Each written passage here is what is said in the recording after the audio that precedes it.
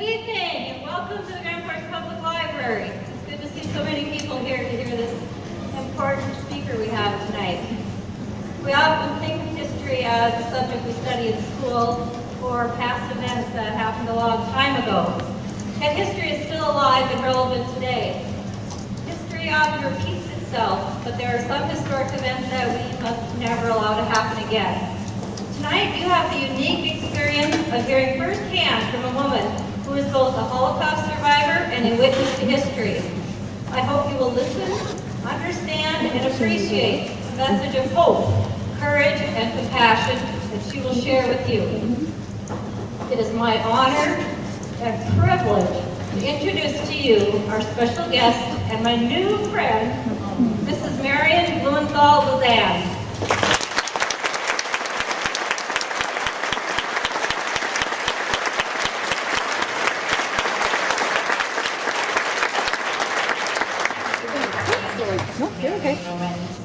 For your meaningful and kind introduction. I thank you, the library staff of Great Falls Public Library, for giving me the opportunity to speak to and with you, the members of the Great Falls and East Great Falls and the entire community and beyond. And a special thank you to Jake Veselowski of the Central Middle School in Great Falls, right here. And also, Beth, are you here, Beth Better? Thank you for helping to make this happen. This evening, I'm here to share my story with you. It is my childhood experiences during World War II in the concentration camps. I will tell you about our liberation and how we finally started our lives anew in our blessed United States of America.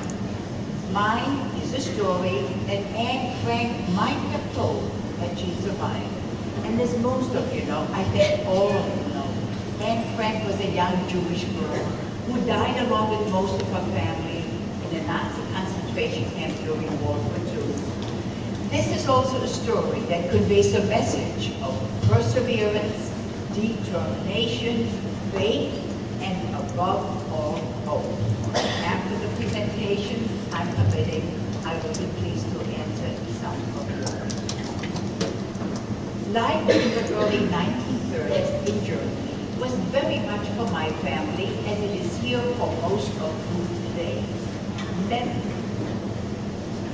Never did we think, is this better?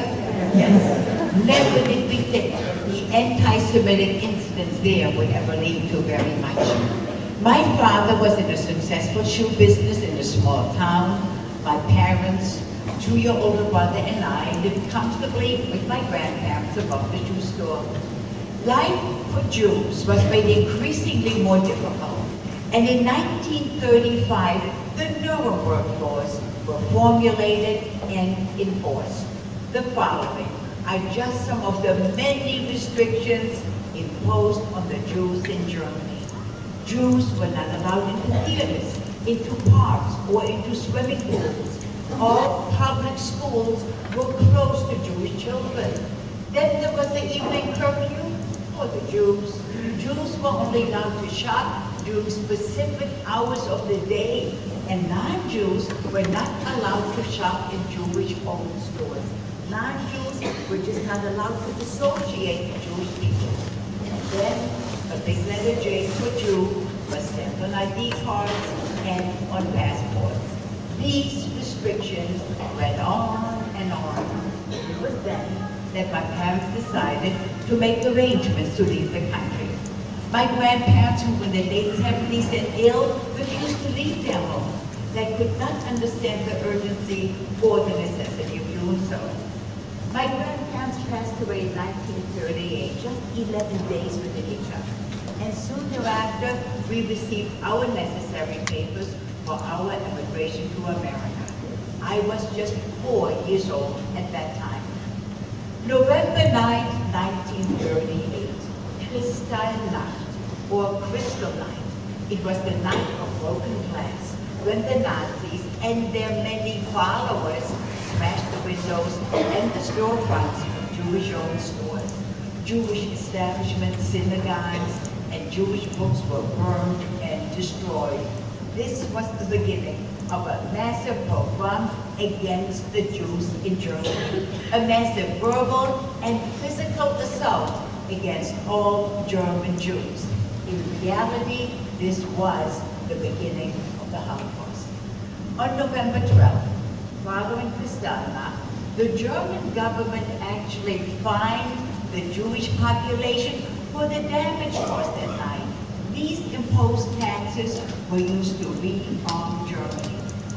The night of Kristallnacht, my father was taken away from our home and, unbeknownst to my mother, was sent to concentration camp Buchenwald in Germany. All sorts of terrible stories were related to my mother, and we did not know we would ever see my father again. He was released after 10 days only because our papers were in order for our immigration to America. And to think that just a few years prior, he had been awarded the Iron Cross for his military service in the German army of World War I. We were forced to sell both our home and our business for a fraction of its worth. And soon thereafter, in January of 1939, we left for Holland, from where we were to sail to the United States. And for almost 9 months, while awaiting our quota number from the American State Department, my parents were assigned to take care of some 125 children. These young children had been sent by their parents from various parts of Europe to escape from the Nazis. In December of that year, 1939, we were deported to the detention camp of Westerbork in Holland to await our departure date to America. Camp Westerbork was constructed by the Dutch to accommodate Jews from various parts of Europe. In May of 1940, just 1 month before our planned departure date, the Germans invaded Holland and we were trapped. All of our belongings, which were about to be loaded aboard ship, were burned and destroyed as the harbor of Rotterdam was bombed. Under Dutch control, Camp Westerbork was tolerable. My mother, father, brother, and I shared 2 small rooms. We all ate in a communal dining room, and at that time there was enough food for us so that we did not go hungry. Adults were assigned to various work duties. My father worked to repair shoes. My mother worked in the kitchen. We children had a makeshift education and lived a very dull, stagnant life. Several months later, when the Nazis took over the command of Westerbork, we became acquainted with the ever-present, terrifying 12-foot high barbed wire. And as thousands of Jews were rounded up, many taken from their hiding places, as was Anne Frank and her family, Camp Westerbork became overcrowded. And it was at that time that we had to share our small quarters with another family. And then the dreadful transports to the concentration and extermination camps in Eastern Europe began. This started in early 1942, and from then on, almost every Tuesday morning, men, women, and little ones were marched to a nearby railroad platform from where they were transported. This area became known as Boulevard de Misère. It was an area of complete misery. In January of 1944, it was our turn to be shipped out. We children were actually glad for a change of environment. We were very naive, and we welcomed the move. We were allowed to take 1 knapsack each, and whatever we could stuff into it, we were permitted to take. When we approached the railroad platform and we saw the cattle cars in which we were to travel, our fears began to mount. Adults suspected, and they somehow knew what was in store for us. I remember that it was a bitter cold, pitch black, rainy night when we arrived at our destination, concentration camp Bergen-Belsen in Germany. We were pulled and dragged out of the cattle cars and greeted by the German guards who were shouting at us and threatening us with their rifles, and with the most vicious attack dogs by their sides. I was a very frightened 9-year-old, and to this day I still feel a certain sense of fear whenever I see a German Shepherd. Bergen-Belsen was divided into various areas. It was sectioned off and surrounded by electrified barbed wire. Guards were always in strategically placed high guard towers, and in the evening, as soon as it would turn dark, the bright searchlights from above would constantly sweep the campgrounds. We were placed in a section that was known as the Sternlager, or the Star Camp, named so because we had to continue wearing that yellow star which had been issued to us back in Holland. Men were on one side of the camp and the women on the other, and this did make it possible at times for families to get a glimpse of one another. 600 of us, 600 of our people were crammed into each of the crude, wooden, heatless barracks, meant for 100 when originally built. There were triple-decker bunk beds with 2 people sharing each bunk. The German winters were bitter cold and very long. We were given only one thin blanket per bunk and a straw-filled mattress. And this bunk was our only living quarters, and that for 2 people. I was very lucky that I was able to share a bunk with my mother, and that my brother was able to share a bunk with our father. But can you imagine 2 adults, 2 strangers, sharing a bunk under such horrendous conditions? A bunk that was no larger than the small cot bed that we're all so familiar with. I remember the first time seeing a wagon filled with what I thought was firewood for the one small oven that we had in our barrack. That oven, of course, was never used. I soon realized that what was in the wagon were dead, naked bodies, one on top of the other. Toilets and so-called washing facilities were at a great distance in the most primitive outhouses. Toilets were long wooden benches with holes cut into them, one next to the other. There was no privacy. There was no toilet paper. There was no soap, and hardly ever any water with which to wash. And in the almost year and a half that we were in Bergen-Belsen, never once were we able to brush our teeth. There were no trees, no flowers, nor did we ever see a blade of grass. And whenever it rained, we had to slush through the mud, adding even more misery to our already dismal existence. Every morning, every single morning, without fail, we were ordered to line up on the huge field. It was called an Pebbles, 5 in a row as we were counted. We would have to stand there until each and every one of us was accounted for, often from early morning till late at night, without food, without water, no matter what the weather, without protective clothing. Frostbite was common. We would treat our affected toes and fingers with the warmth of our own. Our diet consisted of a slice of bread a day, a pat of butter, some hot watery soup with grizzly meats and turnips and potato peel. The bread was later cut back and given to us just once a week, and only if our so-called boarders were neat and in order. Our birthday present to one another was that little piece of bread that we had saved up from the previous week. Once a month, we were marched to an area to shower, and there, under the watchful eyes of the guards, we were ordered to undress. We had heard about the exterminations and gas chambers in other areas of Europe, and we therefore were never sure when the faucets were turned on as to what would come out, water or gas. The Nazis did their utmost to break us physically, spiritually, and emotionally. Unfortunately, they did succeed with many of our people.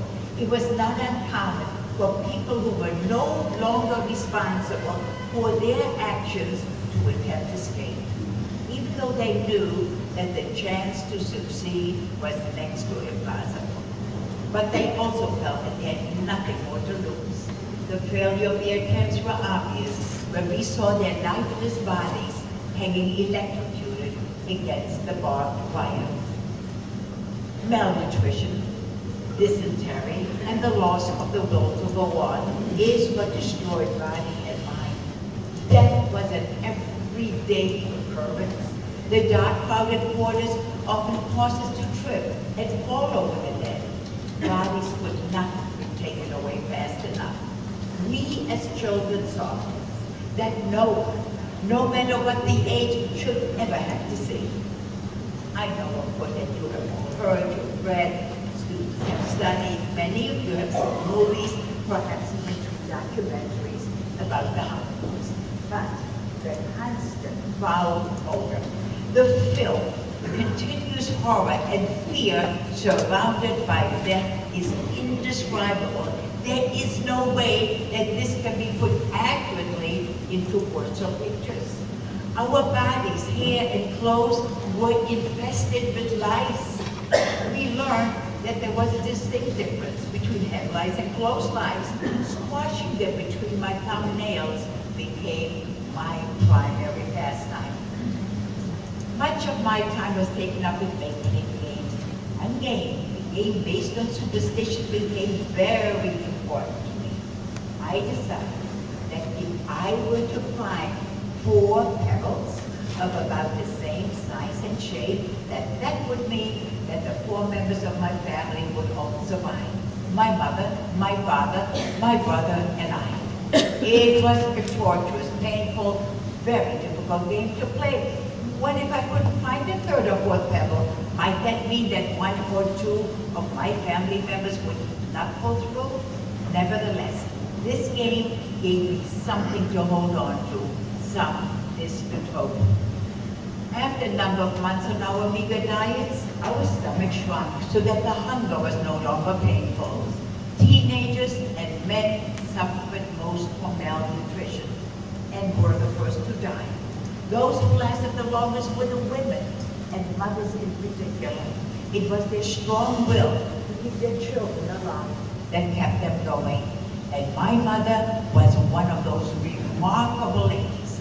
There is no doubt in my mind that it was my mother's inner strength and fortitude that finally saw us through.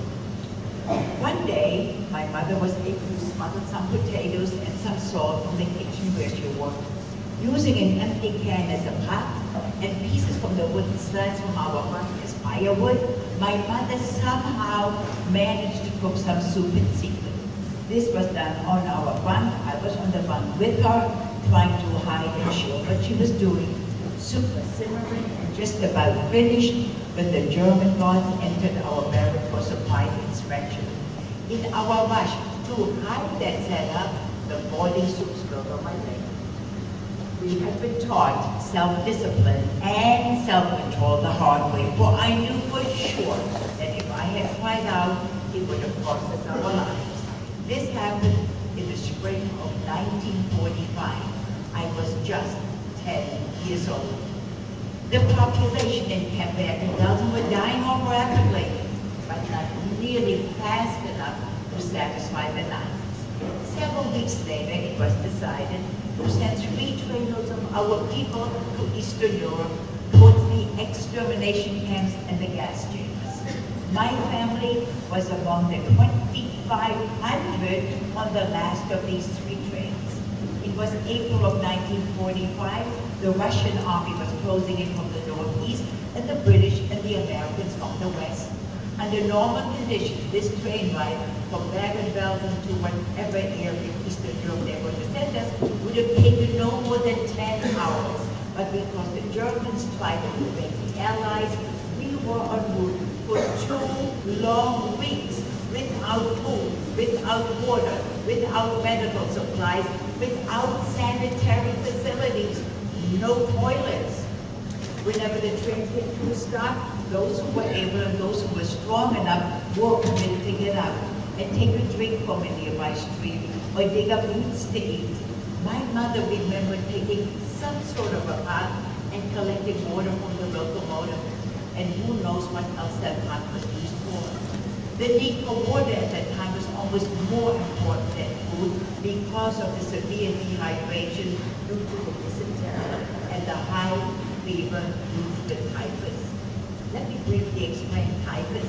It is a highly contagious, deadly disease that's caused from filth and spread by lice. At the same time, while the train was at a standstill, the newly dead were taken out and buried along the tracks. In addition, our train was subject to frequent air attacks by the Allies. It is truly remarkable how any one of us was able to survive under such horrendous conditions. In fact, 500 of our people, that's 1 out of every 5, died on route or shortly thereafter. My burned leg was severely infected, and it was impossible to keep the wound clean or lice-free.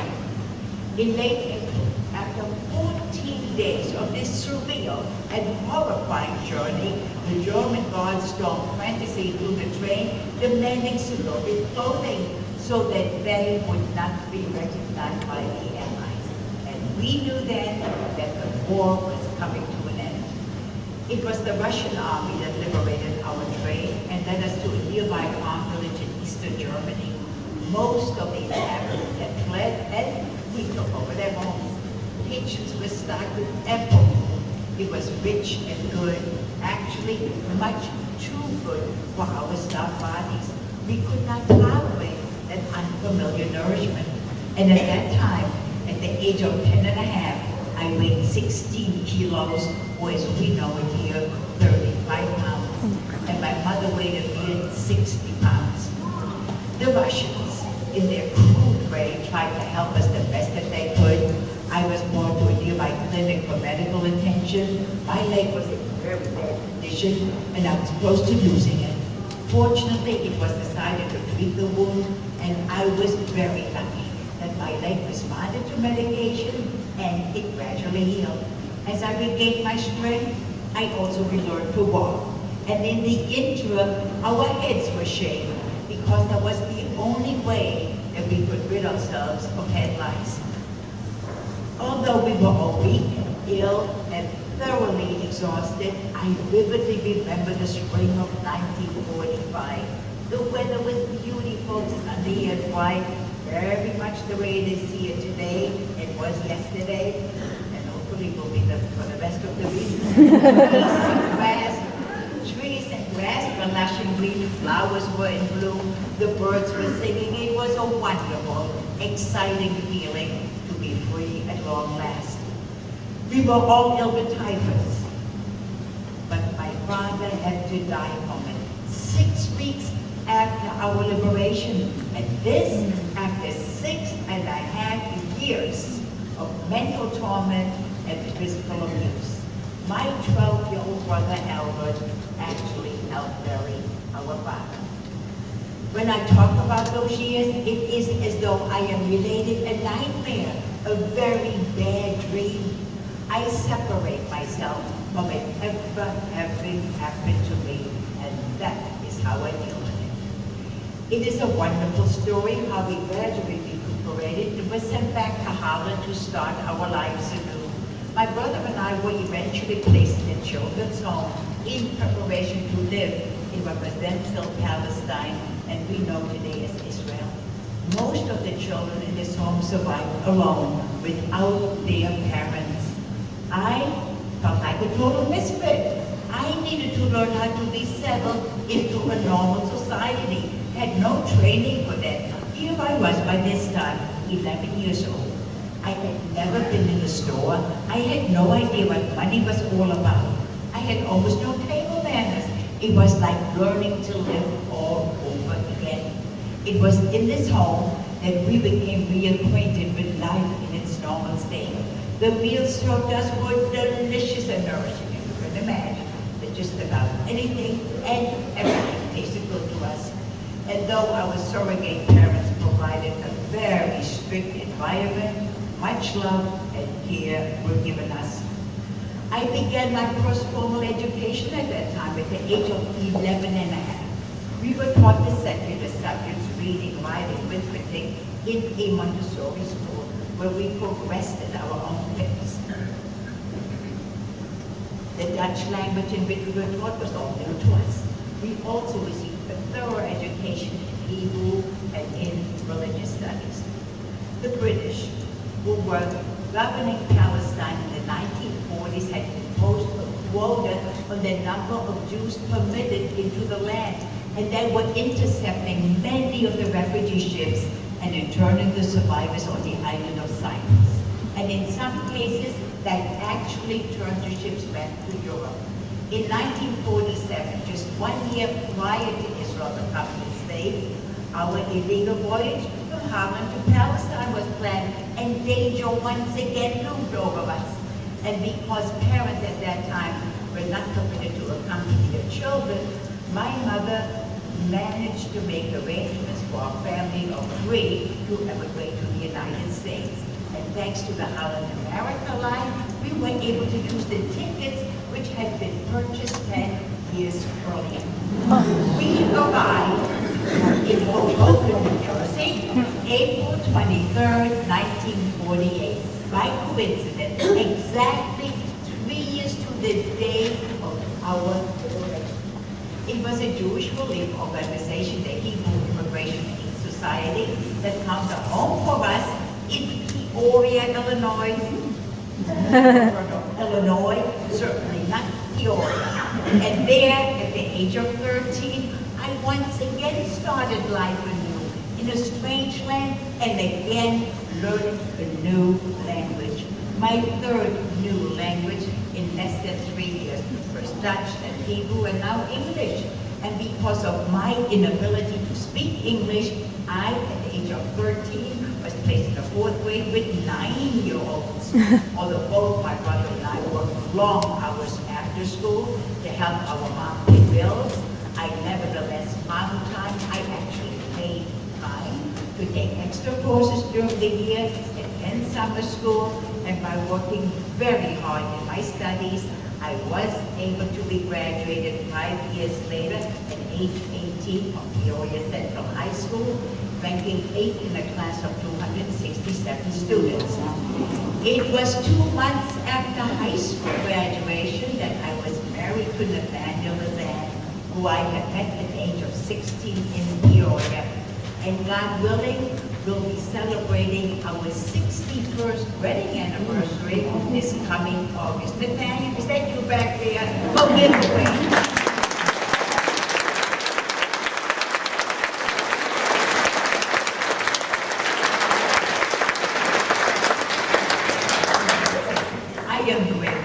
I am very grateful that I survived healthy in body, mind, and spirit, and that together with my husband, I'm able to perpetuate my heritage with a wonderful family.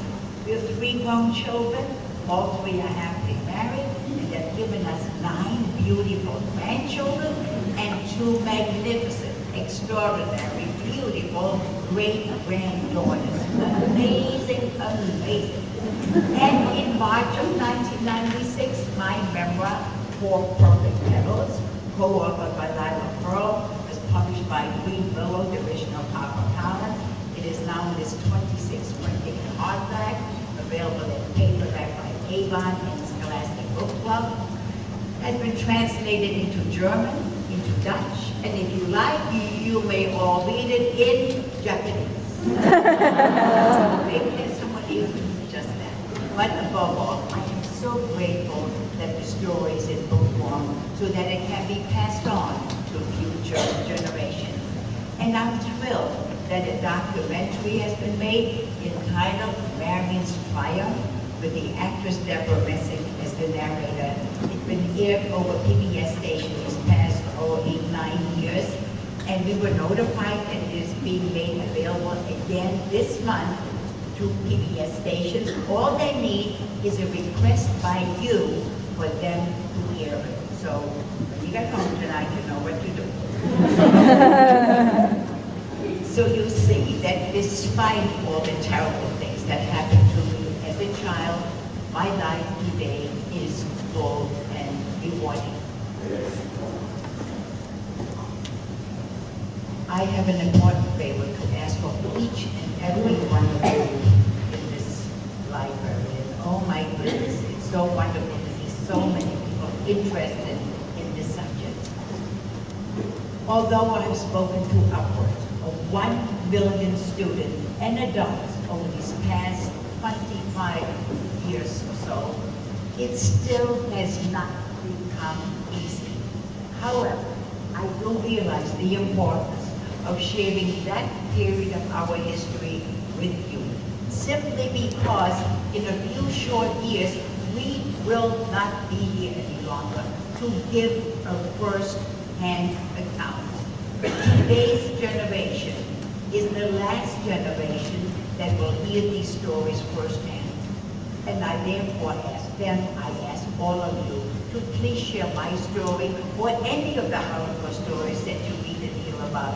Share them with your friends, share them with your relatives, you the young people here this evening. Someday share them with your children, and yes, even with your grandchildren. When we're not here any longer, it is today's young generation that will have to bear witness. As difficult as it is, the horror of the Holocaust must be taught, must be studied, and kept alive. Only then can we guard it from ever happening again. This is the very yellow star that I was forced to wear. It says Jude, which in German means Jew. It was just another way to denigrate us and to isolate us and to set us apart from the rest of society. This represents the Star of David, a beautiful, meaningful Jewish symbol, but the Nazis made it so very ugly. Each of us, each and every one of us must do everything in our power to prevent such hatred, such destruction, and such terror from reoccurring. And we can begin by having love, respect, and tolerance towards one another, regardless of the religious belief, regardless of the color of our skin, regardless of the national origin. This respect towards one another must begin in our homes, on the kitchen table, the dining room table, wherever we gather as a family. We, the adults, must pass it on our places of business. You, the students, in your classrooms, in the halls of your schools, communities, towns, cities, and only if there's respect and tolerance towards one another in the countries can we expect to have peace in the world. We must begin with our young people. Let us treat people as individuals. Let us look for similarities and respect the differences. Let us build bridges and reach out to one another. And we must be true to ourselves and not blindly follow a leader without thinking ahead and searching our hearts and our minds as to what the consequences might be. It is not cool. This is what I tell the students, that it's not cool to follow just anyone's lead without first checking to see what his or her true intentions are. Please, please, let us all remember these messages. Let us all live by these messages. We are all aware, we should be, that 6 million Jewish people were murdered during the Holocaust of the Second World War. The population of the state of North Dakota is approximately 700,000. Can you possibly imagine 8 times the population of North Dakota wiped out? That 6 million also represent 1/3 of the entire pre-war War II Jewish population. Among them were 1.5 million children, just like the children who are here this evening. We also need to remember that there were 5 million non-Jews who lost their lives. Among them were the righteous Gentiles, as we refer to them. Very special people, non-Jews, who jeopardized their lives to save Jewish families. They would hide them in the attics, they would hide them in the basements, farmers would hide them out in the barns, they were hidden in convents, and when these good people were caught doing what they felt was the right thing to do, they also were deported to concentration camps, and in many cases lost their lives. And that brings me to another message. We must never generalize and judge an entire group by the actions of some within that group. These are all universal messages, messages that each and every one of us is familiar with to varying degrees, but need to be reminded of over and over again. And this certainly was a good opportunity to do so. These messages are the lessons learned from that dark period of our history, and certainly apply to today's world situation, and definitely to our own individual lives. By listening, I hope that our young people prevent our past from becoming their future. The fact that you're all here this evening, and you really didn't have to be here. The students this morning, where was I? The Twining Middle School on the base, no choice. But you didn't have to be here, but the fact that you are here is an indication that you're all involved and concerned individuals. And with that in mind, I would like to share the following quote with you. A quote by the British statesman and philosopher Edmund Burke. The only thing necessary for evil to triumph is for good people to do nothing.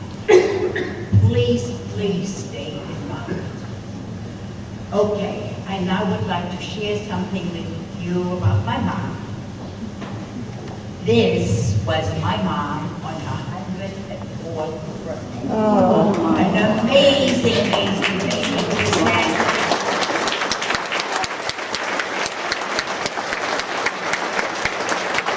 Sadly, Mom passed away just about a year ago, 6 weeks short of 105.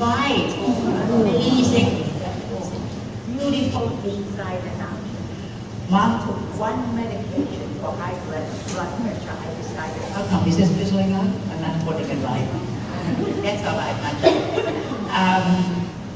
Mom took one medication for high blood pressure. I decided long ago that Tylenol is not a medication. And when we stay here, Mom, you know, okay. When we would be home at home for us, the South Shore of Long Island, all the way to New York, we would see my mom all the time. She only lived about 20 minutes from us in her own apartment with help. And when we would travel, oh my goodness, do we travel. A week ago Thursday, we came back from Missouri in Kansas. Last week we worked for 3 days in Pennsylvania. Now we're here. The end of the month will be in Erie, Pennsylvania. We slept a lot. When we traveled, we used to speak to my mom several times a day. And as I tell the students, they too need to check in with the moms and the dads, always tell them where they're going, and they need to tell them when they'll be back. They need to know that, and you guys all go with them, right? Right. Okay. My brother deals with this altogether differently than I do. He will not talk about it as freely as you heard it from me this evening.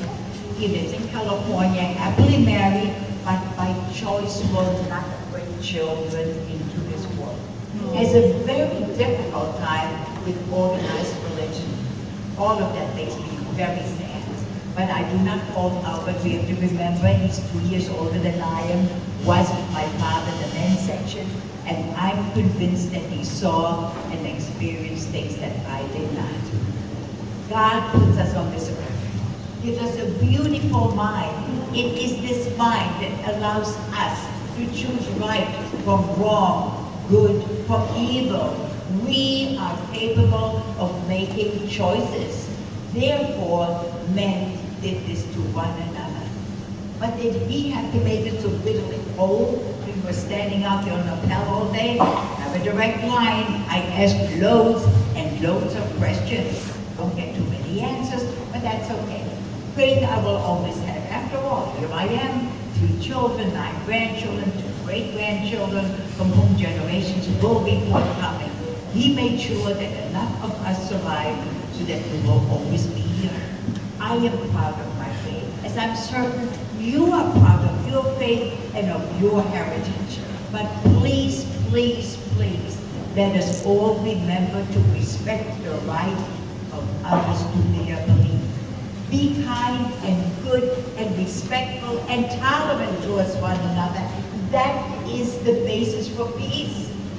Had there been respect and tolerance towards one another some 70 years ago, I would not be here this evening to share the dark period of our history with you. 9/11 would not have occurred. Afghanistan, Iraq, Libya, Syria, the Ukraine, North Korea, all these countries that are in such turmoil would be peaceful countries for its people. Be kind and good and respectful towards one another, please. It is such a simple message and yet so difficult to achieve. There's very little that we can do against the negativity in our world, but how we treat, behave, and reach out towards one another, that is entirely up to us. Did I ever find my fault? I always found my fault. I made it my business to find them.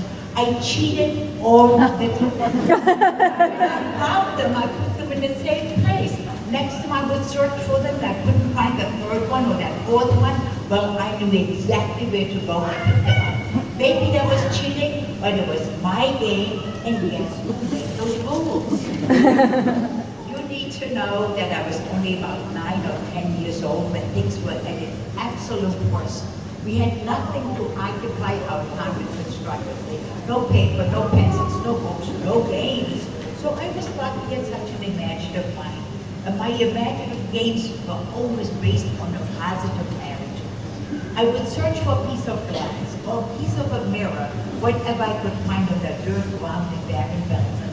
And when the sun would shine, and that didn't happen nearly often enough in that part of Germany known for bad weather and cloudy skies, but I, Marion, knew that the sun would always come out. And when it did, that little piece of glass would cast a reflection onto the ground. And that little wiggly reflection, it became my pen. As long as the sun would shine, I would have my pen. And my pen would never ever die. I would also imagine that one day I once again would have my 3 B's. And these 3 B's represent our everyday comforts and necessities that we all take so much for granted. First B represented a bed. I knew that someday I once again would have my very own bed with a real mattress, clean sheets, and enough blankets to keep me warm. Second B represented a bath, warm water soap, clean towel, and with that would come toothpaste and a toothbrush, of course. What do you think was that 3rd B that soaps every day starts with a B? Bread.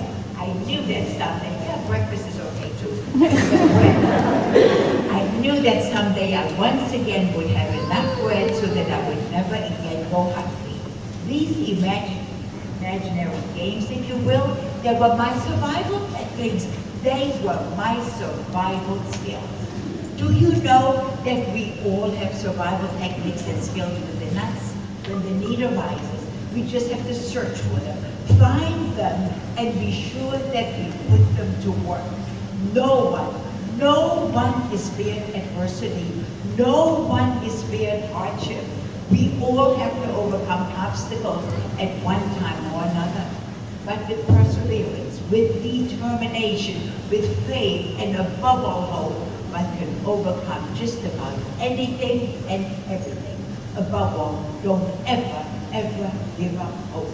It is not so much what happens to a person, it's how we deal with the situation that makes the difference. This is for the younger ones. I came to America and I got acquainted with potato chips. And whoever was eating them was dipping in something white and creamy. I was so sure that there was mayonnaise. Well, I couldn't believe it. I got my own big bag of potato chips and my own jar of mayonnaise. And oh my goodness, that do a job of me. I very quickly became a big 13-year-old. And remember there I was with the little 9-year-old. You know that could have been plenty fun of me. I looked differently than they did, certainly acted differently than they did. But I need you to know that they were so good to me. They helped me with my homework. They included me in their games. I hope that when a new student comes into your schools, or when a new family group comes into your area, your neighborhood, that you too help him or her to adjust to a new situation. Put yourselves in his or her place, how you might feel if you're placed in a strange or new environment. Be kind and good and respectful towards one another. Okay, and you the students here, you are so fortunate to be receiving a good education in beautiful environments. Do not take your educational opportunities for granted. Make the most of it. And give your studies an extra measure of hard work. You will never ever regret. Okay. Nathaniel's from New York. He went to Bradley University in Oregon, lucky me. He went home on vacations, and way back then in the 1950s, long-distance telephone books were very expensive. But for a 3-cent stamp, and there really was such a thing as a 3-cent stamp, you would write to one another every single day. There were no computers, no emails in those days, but for this 3-cent stamp, we were able to communicate. And big problem. We would write to one another every single day. The problem was that Nathaniel, in his letters to me, would add 5 words that he asked me to define and put into a sentence. That's a lot of nerve and all I had to do. But I knew he meant to help me with my English, and I guess it did work. So wherever you are, Nathaniel, I thank you again. Okay. I, on the other hand, would write my business time in and out. But we'll deal with it. Okay. I would write my letters in with the dictionary by my side, and only when I was satisfied with the way the letter was written would I mail it to him. Talking about a dictionary, my father always carried a little chunky German dictionary with him, and he would study the vocabulary in secret whenever possible, always with the hope that someday he would reach America. When we came to the United States back in 1948 and approached New York Harbor, we were told the night before that if we wanted to see the Statue of Liberty, we needed to be on deck bright and early the next morning. Well, you can be sure that each and every one of us was on deck to greet and be greeted by that magnificent symbol of freedom, the freedom that had been denied us for so many years. And to this day, when we crossed the Bergen-Belsen Bridge, North Dakota, we need an explanation. Okay, the Bergen-Belsen Bridge is a long bridge in New York that connects the borough of Staten Island with that of Brooklyn. And when we reach a certain point of that bridge, I will always crane my neck to see the Statue of Liberty. It's the most beautiful, meaningful, magnificent sight. The next time when you're in the big city of New York, make it your business to visit the Statue of Liberty. I return, do I still speak those languages? That's a frequently asked question. Ik spreek een klein beetje Hollands. I speak a little bit of Dutch.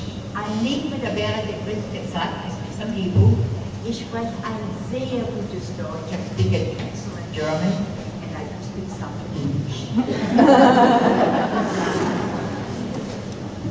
I went to Germany on 6 separate occasions. The first time was back in 1995. It was the 50th anniversary of our liberation. Let me try that one. Oh, is this better? Yeah. Yes. Oh, yeah.